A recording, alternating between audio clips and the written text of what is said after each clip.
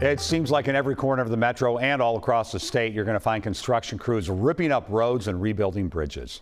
In tonight's Good Question, Jeff Wagner looks into whether it's possible to reuse the rubble.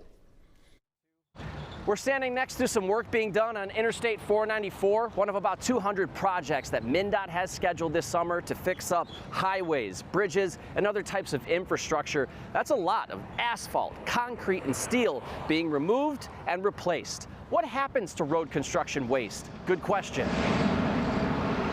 We build our specifications with the anticipation that the material that's already on the job is going to get reused either on that job or another job. Kurt Turgeon is MnDOT's director of the Office of Materials and Road Research. So we really don't in the industry use the term waste. Everything what you'll hear is recycled. According to the EPA, about 95% of asphalt concrete waste from road and bridge projects is reused. We write the specifications such that the contractor owns the material when we say remove it, and it's up to them to find the most cost-effective way to reuse it.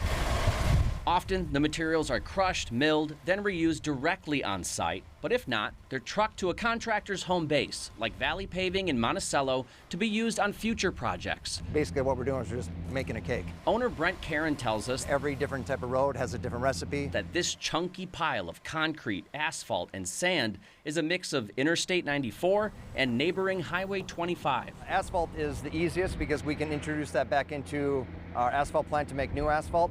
But then also we can crush it down to make it into road base, the shouldering material. While asphalt concrete is highly reusable, it only makes up a portion of a new road. For MnDOT, about 20 to 30% of a new road is made from recycled material, while the rest is what they call virgin material. We've had projects where we've done special things to allow over 40% recycled pavement back into the new pavement. At Valley Paving, crews harvest the raw materials from the land, a mix of sand and gravel. They're blended with recycled asphalt and oil to make new pavement. But Karen says this pile of old asphalt won't join that mix. Its next life will be as a road shoulder. And will that shoulder be 100% this, or is it, as you said, part of the recipe that gets some virgin material as well? It's 100% this. And the cool thing with this is that it's just like normal asphalt. Once the sun hits it and Minnesota 90-degree weather comes, it kind of melts into place.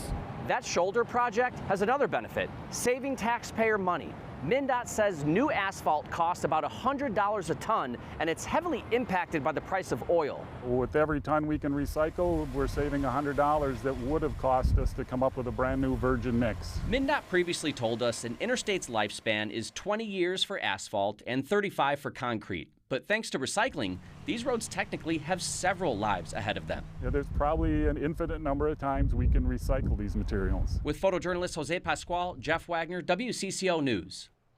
Steel is primarily found in bridges. Nearly 100% of it can be recycled for new uses. If you have a good question for Jeff, just reach out to him through WCCO.com.